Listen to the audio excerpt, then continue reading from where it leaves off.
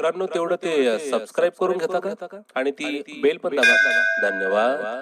करावं. मामा तुमच्या जवळचा असला आणि दादा तुमच्या जवळचा असला तर करणार काय? दादालाही झाला, त्यालाही सोडला नाही करोनानी. असं हे सगळं संकट आहे बाबांनो. त्याच्यामुळे काळजी घ्या. मी आता तुम्हाला आवाज व्यवस्थित यावा म्हणून हे काढलंय, नाहीतर म्हणलं तूच काढलं ना आम्हाला काय सांगतो. वाटल्यास लावतो पण आवाज चांगला येणार नाही. आप्पा थोडक्यात गेले.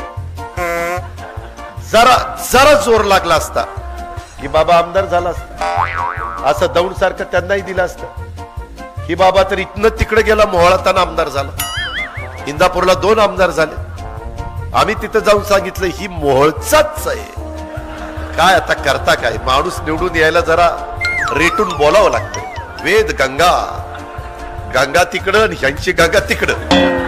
काय रे, तुम्हाला दूध संघ चालवता येत नाही, तुम्हाला इंदापूर अर्बन बँक चालवता येत नाही. काय अवस्था आहे. त्याच्यामुळं अरे थांब रे थांब, एकच मामा आहे म्हणूनच आणलाय निवडून. जरा देवगिरीला येणार, मुंबईला येणार, माझ्याकडनं काम करून घेणार आणि इथं मात्र काय लावणार. ती वाक्य जर गेलं की ब्रेकिंग न्यूज सुरू होईल. अजित पवारांनी घोड्याचं नाव घेतलं, घोड्याचं नाव घेतलं. घोडा म्हणजे चालणारा घोडा.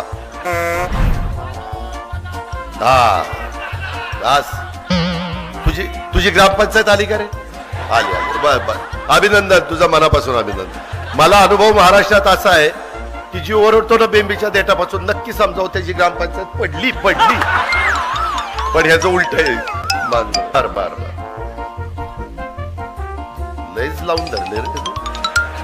होय होय होय होय होय होय.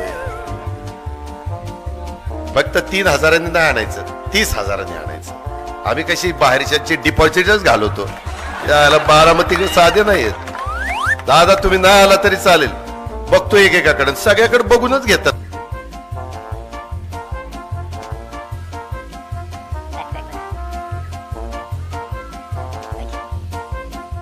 का तुम्ही आता पाणी पिताना बघितलं मला, एका झटक्यात बाटली रिसवली कमी. आपण बाटली तोंडाला लावली सगळी मोकळीच करून खाली टाकली. पाण्याची हा करमळाच. हा अरे वांगी ठीक आहे ना, वांगी दोडकं बटाटा काय असेल ते असेल, त्याच्यामध्ये त्यांची सत्ताच घेतली. आमची सत्ता आली. मामा तुम्ही आता इंदापूरला कधी वेळ दिलाय? असं म्हणजे मी जसं रविवारी बारामतीमध्ये असतो किंवा वेळ देतो तसं की मंत्री आहे राव, 1-2 दिवस इंदापूर मध्ये, बाकीचं तिकडं. सोलापूरचा पालकमंत्री ती सांगायचं राहिलंच. सोलापूरचे पालकमंत्री आहे. देशामध्ये नरेंद्र मोदींना दुसऱ्यांदा निवडून दिलं, लोकशाही आहे, आम्ही त्याचं स्वागत करतो. परंतु आता विधानसभेची निवडणूक आहे.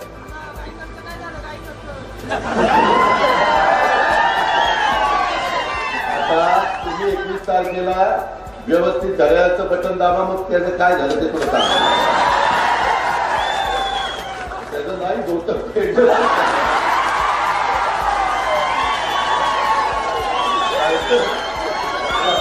बाजूला अजित पवार धोतर फेडायला निघाला. आझाद मैदानावर उपोषणाला बसलाय. कोण देशमुख का कोणतरी हा बसलाय ना. पाणी सुटलं, पाणीच नाही तर काय सोडतात, काय मुद्दा का तिथं बोलायला लागला. अरे विजय शिवतरे, तुझं बोलणं किती, तुझा आवाका किती, तू बोलतोय कुणाबरोबर, तुला यंदा दाखवतो तू कसा. अख्ख्या महाराष्ट्राला माहितीये, मी जर एखाद्याला ठरवलं आमदार नाही करायचं तर कुणाच्या बापाला ऐकत नाही तो, आणि त्यांना कॅबिनेट मंत्रीपद देतो. अहो मुख्यमंत्री महोदय, तुमचं मुख्यमंत्री पदच राहणार नाही, कुठं कॅबिनेटला करायला लागेल. अहो कधी कधी ही कधी असा घसरायचा म्हणजे घसरतो. पवार साहेबांच्या बद्दल पण बोलतो. अरे पवार साहेब कुठं, तुझी अवकात काय, त्यांची अवकात काय. मंत्री बावचळून गेले. मध्ये एका मंत्र्याचं ऐकलं, वाचलं, म्हणले घरी घरपोच दारू करायची. यांच्या बापाने गेली होती घरी. मी बोलायला मागं पुढे बघत नाही, कुठे यांच्याकडनं मला तिकीट मिळवायची. काय बाबा मला आमदारकीचं तिकीट द्या, आमदार मला उपमुख्यमंत्री करा, काही देवळातली घंटा तरी वाजव. माझं मलाच त्या ठिकाणी मी देवळातली म्हणलंय बघा. शिवसेना भारतीय जनता पक्ष ताटवाट्या घेऊन फिरतायत.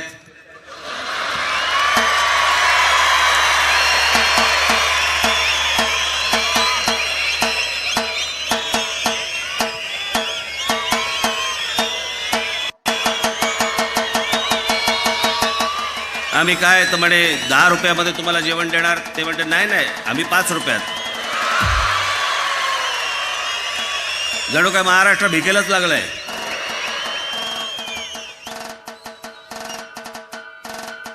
आणि घडू शकत नाही अशी जगामध्ये मी तुम्हाला सांगू का,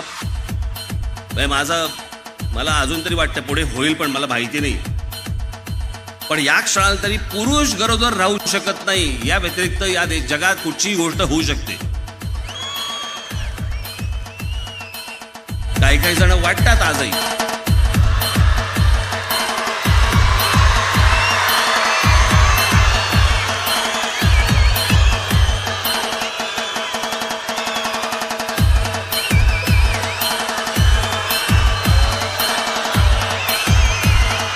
तुम्हाला कोण दिसलं मला माहित नाही.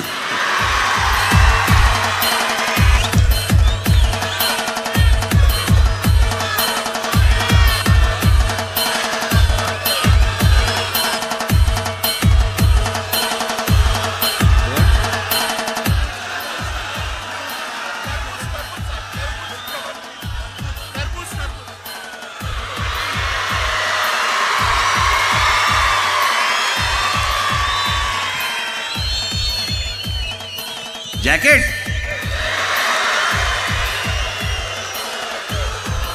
टरबूज कोण?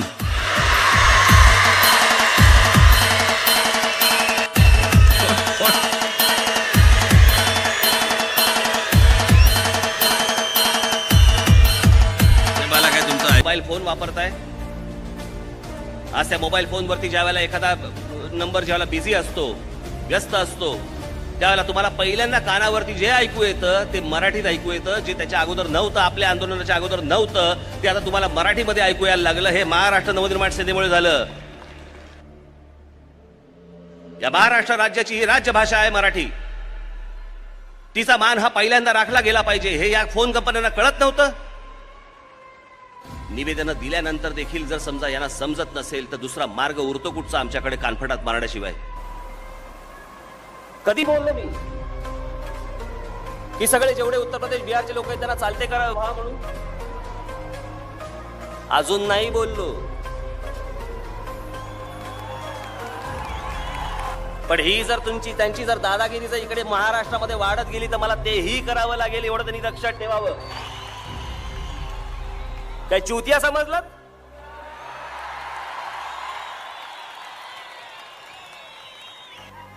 महाराष्ट्र हा लढवय्या महाराष्ट्र आहे.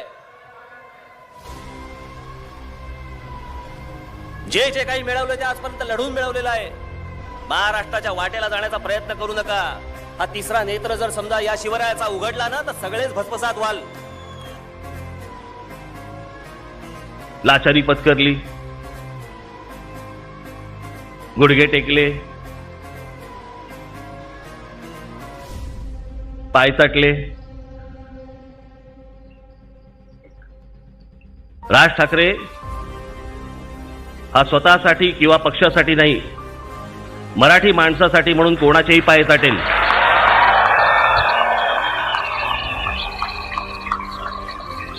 कोणाचेही पाय चाटेल मी मराठी माणसासाठी. पण मुंबई महाराष्ट्रापासून स्वतंत्र करण्याचा जर डाव घेतला तुम्ही हातामध्ये तर मी पाय छाटीन. आणि मग ह्यांनी एक फायनान्स केलेली 2 कार्टी जन्माला आलेलीच आहेत. ती ओवेसी भडवे काय तर म्हणे गळ्यावरनं म्हणे सुरी फिरवली, गळ्यावरनं सुरी फिरवली तरी भारत माता की जय म्हणणार नाही. ये महाराष्ट्रात फिरवतो. आणि आपल्याकडे सगळे जा, तुम्ही कुठेही जा, कोणत्याही रस्त्यावरती जा, सगळे ट्रक सगळ्या गाड्या इथून उजव्या बाजून जात असतात. MSRTCच्या बसेस राईट साईडने चाललेल्या असतात, वेगाने जात असतात. कोणाचं काही लक्ष नाही. मध्ये माणसं आली तुडवा, मारा, ठार मारा. सरकारला काही देणं घेणं नाही, फक्त टोल भरा. आमच्याकडे पैसे पोचले पाहिजेत. याला राज्य सरकार म्हणायचं? त्याला कोण मरतंय कोण काय होतंय ह्याचं काही देणं घेणं नाही, फक्त यांची तुंबड्या भरायच्या आम्ही. आणि त्याच्यावरती राग व्यक्त केल्यावरती सांगायचं की एवढे टोल भरलेत, मला नोटिसा पाठवल्यात, टोल भरल्याचे पैसे मला भरा म्हणे. घंटा भरतो मी. एक गोष्ट सांगून ठेवतो, पण मुद्द्याला मुद्द्याने उत्तर मिळणार असेल चालेल. हलकासा विनोद असेल तरीही चालेल, विनोदही चालेल, पण परत आपल्या कुठच्याही गोष्टींवरती जर समजा कोणी शिव्या घातल्या, घराबाहेर काढून मारायचे. परब प्रांतातल्या लोकांना तुम्ही का मारता?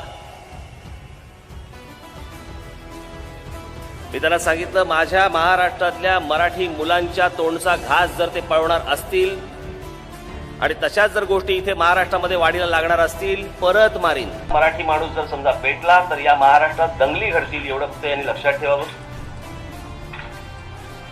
आज सगळ्या ठिकाणी शांतता चालू आहे, शांततापूर्वक सगळ्या गोष्टी चालू आहेत. शांततेत महाराष्ट्र आहे. मलाही या गोष्टींची गरज नाही, आवश्यकता नाही, इच्छा नाही, आधीही नव्हती, पुढेही नसणार. परंतु हे अशा प्रकारचं येऊन जर समजा इथे येऊन आव्हान आम्हाला देणार असतील तर अशा प्रकारच्या दंगली किंवा अशा प्रकारच्या गोष्टी या महाराष्ट्रात व्हायला वेळ लागणार नाही, एवढं मुख्यमंत्र्यांनी लक्षात घ्यावं, उपमुख्यमंत्र्यांनी लक्षात घ्यावं, गृहमंत्र्यांनी लक्षात घ्यावं. यांना वेळीच आवर घालावा या कुत्र्यांना. वारं खूप सुटले आणि जे सुटलंय ते आपलंच आहे. तुमच्याकडे जर प्रस्थापित असतील, माझ्याकडे विस्थापित आहेत. यांचं काहीच जात नाही, घरात घुसून मारतील. माझ्या मराठीला जर नख लावायचा प्रयत्न केला तर मी मराठी म्हणून अंगावर जाईल.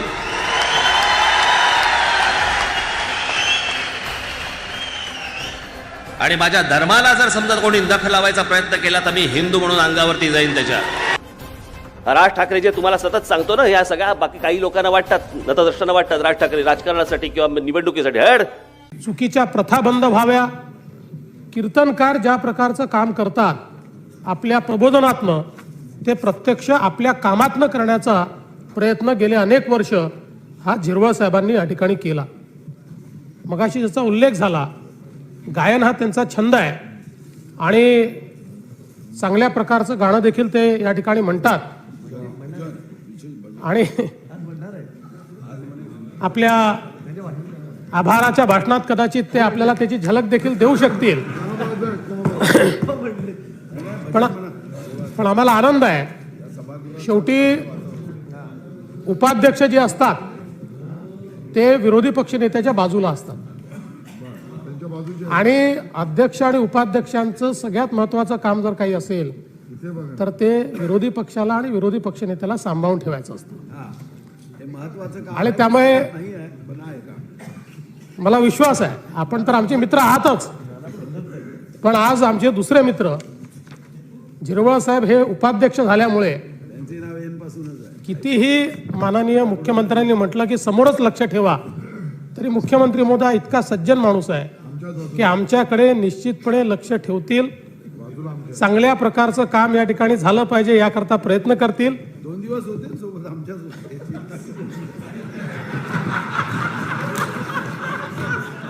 ते ऑफ द रेकॉर्ड आहे, that doesn't go on record.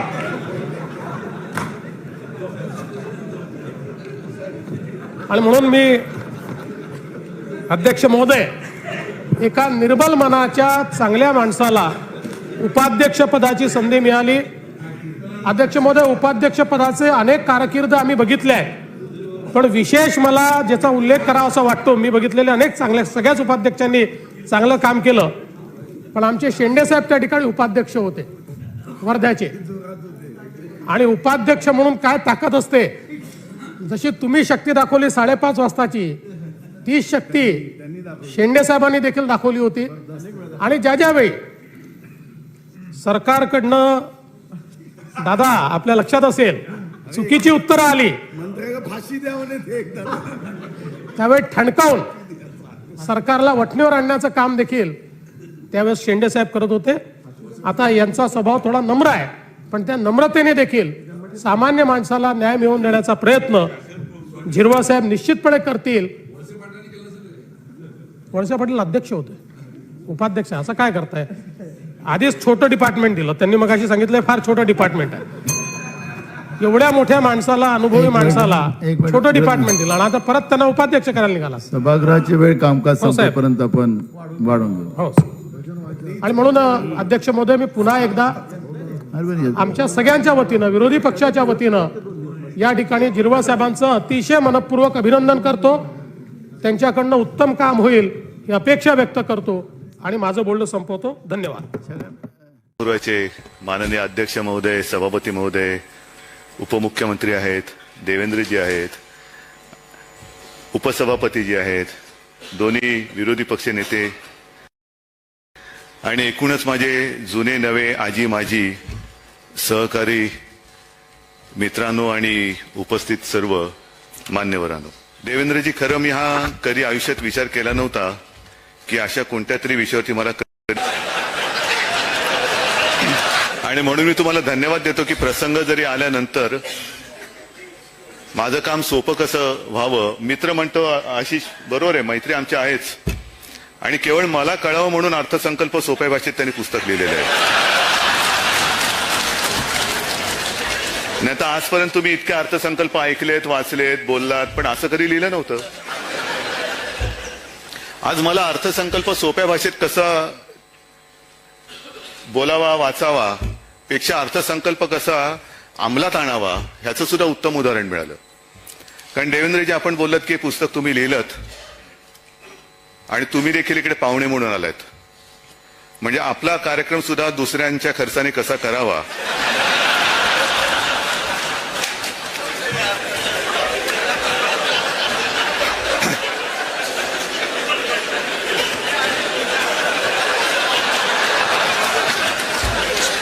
अरे काय चुकीचं बोललं का? म्हणजे मी परवा सहज आपल्या देशाचे अर्थमंत्री आल्या होत्या, निर्मला सीतारामनजी. आता माझी पंचायत काय झालेली आहे, त्याही वेळेला त्या अर्थमंत्री बाजूला होता, यावेळेला अजितदादा आहेत आणि आमची नुकतीच मैत्री झालेली आहे. त्याच्यामुळे दादा तुम्ही ऐकू नका प्लीज. अर्थमंत्री, यशस्वी अर्थमंत्री म्हणजे काय असतो, मी परवा असंच म्हटलं होतं की जेव्हा बजेट सादर केलं जातं, अर्थसंकल्प, मी तर कधीच बघितलेलं नाहीये, पण ते बजेट सादर होताना लोकांना माहिती असतं की आपला खिसा हा कापला जाणारच. सगळे खिसे सांभाळून बसलेले असतात आणि यशस्वी अर्थमंत्री तोच असतो की ज्याला लोकांना कळतच नाही आपला नेमका कोणता खिसा कापलाय. पण तसा माझा नवीन मित्र नाहीये. मला खात्री आहे की ज्या जनतेच्या खिशावरती आपला अर्थसंकल्प अवलंबून असतो, त्या जनतेच्या खिशात भर कशी टाकावी हा सुद्धा अर्थसंकल्प मांडणाऱ्याचा एक मोठा विषय असतो. कारण नाहीतर आपण नुसतंच तुम्हीच लिहिले की अर्थसंकल्प म्हणजे आकड्यांची जुळवाजुळव नाहीये. एकतर त्या सगळ्या योजनांना म्हणजे अर्थसंकल्प असला पाहिजे आणि आपल्या संकल्पाला अर्थ सुद्धा असला पाहिजे. अर्थाशिवाय संकल्प आणि संकल्पाशिवाय अर्थ काही संबंध होणार नाहीये. पण हा एवढा संपूर्ण मोठा देश, एवढं मोठं राज्य चालवत असताना नेमकं करायचं काय हा एक मोठा प्रश्न असतो. मराठीमध्ये कदाचित पहिल्या प्रथम असं पुस्तक लिहिलं गेलं असेल. कारण मी लहान असताना आपल्यालाही आठवत असेल की ज्या ज्या वेळेला केंद्रीय अर्थसंकल्प मांडला जायचा त्याच्यानंतर एक 4-5 दिवसात किंवा एक आठवड्यामध्ये ब्रेबॉर्न स्टेडियमवरती नानी पालखेवाला एक मीटिंग घ्यायची. आणि मला आश्चर्य एका गोष्टीचं वाटायचं नेहमी की ब्रेबॉर्न स्टेडियम क्रिकेटच्या वेळेला तुडुंब भरून ओसंडून वाहत असलेला आपण नेहमी बघत आलो, पण अर्थसंकल्प या किचकट विषयावरतीचं भाषण ते किती वेळ बोलायचे, 1-1, 2-2, 3-3 तास बोलायचे, पण ते भाषण ऐकायला तुफान गर्दी उसळायची. तुफान गर्दी. म्हणजे अर्थसंकल्प मांडणं हे जसं एक वैशिष्ट्यपूर्ण एक काम आहे, तसंच तो समजून घेणं हे दुसरं काम आहे आणि तो समजून सांगणं हे तिसरं काम आहे. हे सगळे किचकट विषय, म्हणजे हा एक किचकट विषय मांडणं, ऐकणं, बोलणं हे कसं करायचं हे ज्याचं कळतं त्यालाच ते समजू शकतं. मला नेमकं कळत नाही. दादानी त्याच्यानंतर अध्यक्ष महोदयांनी आपल्याला शुभेच्छा दिल्यात. दादा म्हणाले आपण दिल्लीत जा, नाना म्हणाले आपण साहित्यिक व्हा. आता माझ्याकडे काय बाकी राहिले तुम्हाला शुभेच्छा द्यायला मला कळत नाही, पण मी एवढ्याच शुभेच्छा देतो की आमच्या पहिल्या अर्थसंकल्पाच्या आधीच तुम्ही पुस्तक लिहिलेलं आहे. पुढची 5-10 वर्ष असंच पुस्तक आमच्या अर्थसंकल्पावरती लिहित राहा. की आम्हालाही कळत राहील की बाबा आमच्याकडनं नेमके उणीवा काय राहिलेले आहेत आणि त्या उणीवा सुधारत आम्ही सुद्धा पुढे जात राहू. असो, जो विषय आपला नाही त्याच्यावरती उगाच म्हणजे सभापती महोदय म्हणालत ना आपण की तारांकित प्रश्न, तर तारांकित प्रश्न म्हणजे एवढं बोलायचं की समोरच्याच्या डोळ्यासमोर तारेच चमकले पाहिजेत. तर तसंच माझं म्हणणं आहे की जो विषय आपल्याला कळत नाही त्याच्यावर आणखीन तारे तोडू नये. तुम्ही हा चांगला एक विषय हाताळलेला आहे आणि मी मनापासून सांगतो, मी उगाच मस्करी करायला बोलत नाही की हे पुस्तक पहिलं प्रथम मीच वाचणार आहे. कारण आपण जो काय अर्थसंकल्प मांडतो, मी मगाशी जे सांगितलं की हा सगळा पैसा हा सर्वसामान्याचा पैसा असतो आणि सर्वसामान्याला कळलं पाहिजे साध्या सोप्या भाषेत की माझ्या पैशाचा विनियोग हा माझ्यासाठी तुम्ही कसा करता आहात. म्हणजे हे मोठे मोठे शब्द ठीक आहे, मी आपलं बीडीपी समजत होतो, हे जीडीपी नवीन प्रकरण आलं. तर हे जीडीपी आहे ते फिस्कल डिफिशिट, म्हणजे ते काय फिसकलं तेच कळत नाही. तर हे असे काही शब्द आहेत, ह्याच्यापेक्षा सोप्या भाषेमध्ये बाबा मी कर भरतोय ना, या कराचा माझ्यासाठी काय उपयोग केला जातोय, काय नेमकं माझं कमी होणार आहे, काय माझं वाढलं जाणार आहे. एक साधा मुद्दा आहे अर्थसंकल्पाशी यांनी की सर्वसाधारणतः अर्थसंकल्पामध्ये बारीक सारीक गोष्टीचा उल्लेख असावा लागतो की ज्याचा अर्थव्यवस्थेवरती परिणाम होतो. म्हणजे साधी गोष्ट कशी, उदबत्त्या स्वस्त होणार पण माचीस महागणार. आता मला कळत नाही याचा उल्लेख अर्थसंकल्पात असावा की नसावा. चामड्याच्या वस्तू बॅगा महागणार, चपला स्वस्त होणार, पण केलं पाहिजे कारण त्याच्या प्रमाणामध्ये अर्थव्यवस्थेवरती परिणाम होत असतो. म्हणजे अर्थव्यवस्थेवरती परिणाम होणारी प्रत्येक गोष्ट ही अर्थसंकल्पात मांडायला पाहिजे असं एक साधारणतः प्रथा आहे. मग माझ्या नेहमीच एक डोक्यात नेहमी विचार असतो की एवढी जर का बारीक सारीक गोष्ट आपण मांडत असू तर नोटबंदी हा विषय हा अर्थसंकल्पात यायला हवा होता की नव्हता. की जो देशाच्या अर्थव्यवस्थेत परिणाम करणारा, चांगला वाईट मी नाही बोलत त्याच्यामध्ये, पण करणार होता की तुम्ही ज्याच्यावरती अर्थव्यवस्था चाललेली आहेत त्या नोटाच तुम्ही रद्द करून नवीन नोटा आणत आहात, ह्याचा उल्लेख हा त्या अर्थसंकल्पात यायला हवा होता की नव्हता मला कल्पना नाहीये. पण हे असे सगळे किचकट विषय आहेत, हे सोप्या भाषेमध्ये सांगणं कोणीतरी सांगायला पाहिजे होतं आणि ते काम देवेंद्रजी तुम्ही केलेलं आहात. म्हणून मनापासून मी तुमचं अभिनंदन करतो आणि तुम्हाला सुद्धा भावी पुस्तकांसाठी शुभेच्छा देतो. जय हिंद, जय महाराष्ट्र. लोक म्हणतात वर्तमानपत्र छापतात, टेलिव्हिजनवाले छापतात, 80 वर्षाचा म्हातारा हा येतोय. काही लोक असं म्हणतात की वयस्कर झाले. मी त्याला म्हणलं कोणत्या शाळेने तुम्हाला सांगितलं वयस्कर झाले? काय बघितलंय तुम्ही? वयस्कर झाला म्हणतात. काय पाहिजे ते करण्याची हिंमत आहे. 16 तास 14 तास 16 तास कष्ट करण्याची आवश्यकता असेल तर 16 नाही 18 नाही 20 तास काम करेल. पण हा महाराष्ट्र चुकीच्या हातात जाऊन देणार नाही. गेल्या निवडणुकीमध्ये काही ठिकाणी गैरसमजुतीने लोकांनी निर्णय घेतले, पण आता निर्णय योग्य रस्त्याने न्यायचा आणि तो निर्णय योग्य रस्त्याने जाण्याची दिशा दाखवण्याचं कर्तृत्व हे सातारा जिल्ह्यातल्या सर्वसामान्य कष्ट करण्याच्यात आहे. ते काम तुम्ही करा हेच मला आग्रहाने करायचं आहे. आणि त्यासाठी तुम्हाला सगळ्यांची साथ ही मिळाली पाहिजे, ही माझी आपल्या सगळ्यांच्याकडून अपेक्षा आहे. देणार का नाही साथ? तुम्हाला सांगतो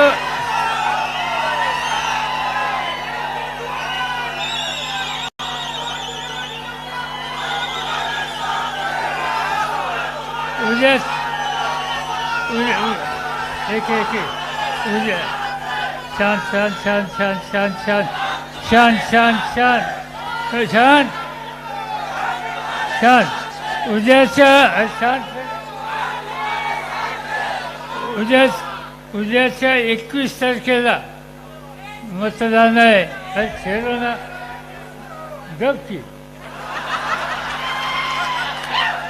तर उद्याच्या 21 तारखेला मतदान आहे. घड्याळ तुम्ही एकट्याने नाही, आपापल्या प्रत्येकाच्या गावामध्ये एक सुद्धा माणूस असा असता कामा नाही की ज्याला तुम्ही बरोबर घेतलं. हा घड्याळाचा विचार त्याच्यापर्यंत पोहोचवा. त्याला सांगा हा यशवंतराव चव्हाणांचा क्रांतिसिंह नाना पाटलांचा जिल्हा आहे. इथं लाचारी नाही, इथं शेतकऱ्याकडं कामगाराकडं कोण दुर्लक्ष करतं त्याचा बंदोबस्त केल्याशिवाय राहणार नाही. आणि उद्याच्या 21 तारखेला या जिल्ह्यातल्या एकूण एक जागा त्या विधानसभेचा असो, उद्या आणखीन काही लोकसभेचा निकाल कोणी घेतला असो, त्यातील प्रत्येक जागेवर स्वच्छपणानं काँग्रेस आणि राष्ट्रवादीचे उमेदवार विजयी करणं हेच काम आपल्याला करायचं आहे. आणि त्यासाठी तुम्ही कष्ट कराल, तुम्ही घरोघर जाल आणि यश संपादन करून द्याल, गुलाल करून यशासाठी मला या ठिकाणी बोलवाल हीच अपेक्षा करतो आणि आपली रजा घेतो. पण ज्यांनी बाहेर केला त्यांची नावं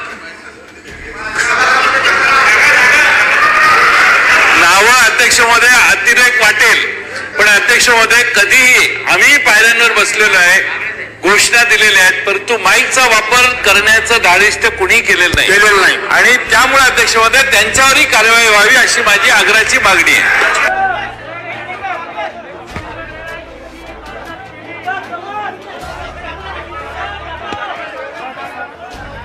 आवाज बंद केला जाऊ शकत नाही. आम्ही या ठिकाणी विरोध करणार, सरकारच्या विरोधात बोलणार, भ्रष्टाचारांना उघड पाडणार, भ्रष्टाचारांचे गुरखे फाडणार. त्यामुळे आम्ही आता या ठिकाणी आमचं आंदोलन सुरू करतोय. आपण प्लीज आम्हाला या ठिकाणी सगळ्या मीडियाने सहकार्य करावं. सर, माध्यमांची सुद्धा मुस्कटदाबी केली जाते. एकूणच ज्या प्रकारे तुमच्यावर, ज्या प्रकारे माध्यमांवर आणि सगळ्या आहे की अध्यक्षांचा आदेश आहे असं सांगून माध्यमांना ढकलाढकल जी केली जाते हे पूर्णपणे चुकीचं आहे. ही तानाशाही आहे. या ठिकाणी अक्षरशः आणीबाणी लावण्यात आली आहे. तुम्ही सर आता इथे सभागृह चालवणार, काय कामकाज कराल? इथे चालवणार. तुम्ही आता आम्हाला सहकार्य करा. झालं बोलणार आहे.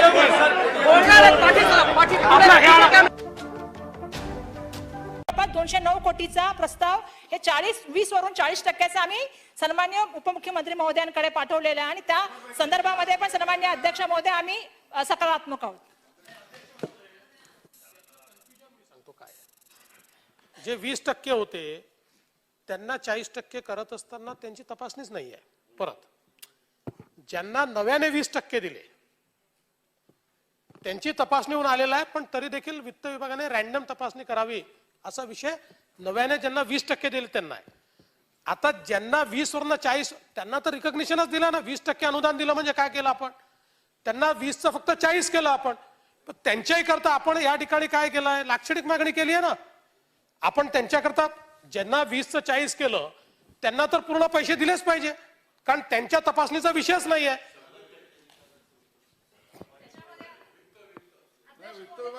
नाही त्यांना एक मिनिट ताई बसत ताई तुम्ही. त्यामुळे अध्यक्ष महोदय या ठिकाणी जे आशिष शेलारांनी सांगितलं ती वस्तुस्थिती आहे. शासन याच्यामध्ये तांत्रिक बाबी काढ. बरं काय, चला आता ह्या GR प्लॉटचं इंटरप्रिटेशन आपण करू. तर या GRचं इंटरप्रिटेशन केल्यानंतर काय करायचं आहे? शिक्षण विभागाला त्यांनी जी माहिती संकलित केली आहे ती द्यायची आहे. याच्यापेक्षा जास्त काही करायचं आहे का? पण ते का नाही होत? मग पुरवणी मागल्या तर आत्ता आल्या ना तुमच्या, डिसेंबरच्या तर नाही, ठीक आहे, तो छोट त्यावेळेस नाही आणू शकलात तुम्ही, त्याच्यानंतरच्या मागण्यात ना पुरवणी आता. मग या मागण्यांपर्यंत तर ते झाला पाहिजे होतं दादा. मग याच्यात दिरंगाई नाही आहे का? मग शालेय शिक्षण विभाग काय करतं, वित्त विभाग काय करतं? म्हणजे याचा अर्थ असा आहे की या ठिकाणी जाणीवपूर्वक वेळकाढू धोरण चाललेलं आहे. पुढचा टप्पा तर सोडूनच द्या. ज्याकरता आंदोलन होतं हे 40% करता आंदोलन नव्हतं, हे पुढच्या 60% करता ते तर सोडून द्या. पण जे 40% झालं तेही पैसे आपण देत नाही आहोत, त्यामुळे ते पैसेही दिले पाहिजेत आणि पुढचे पैसे कधी देणार हे सांगितलं पाहिजे. स्पेसिफिक अध्यक्ष महोदय, अजिबात वेळकाढूपणाचं धोरण आमच्या शालेय शिक्षण विभाग आणि वित्त विभागाचं नाही. ऐका ऐका, बसून बोलू नका. बसून बोलतायत, बसून नाही बोलायचं. त्यांना बाहेर काढा बरं. बसून बोलतात अध्यक्ष. आशिष बसा. हा बसा. अरे बसा ना.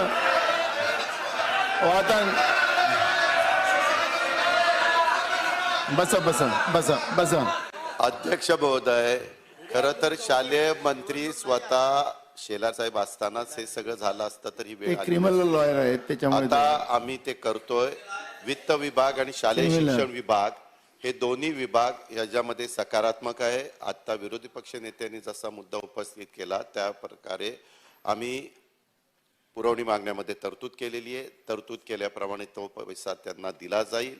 त्याच्यामध्ये कुठली अडचण अध्यक्ष महोदय येऊन दिली जाणार नाही. आणि यंदाचं शैक्षणिक वर्ष संपल्यानंतर पुढचं वर्ष नवीन सुरू होईल त्यावेळेस पण त्यांना पुढचे पण टप्प्याटप्प्याने बाकीची रक्कम त्या ठिकाणी दिली जाईल.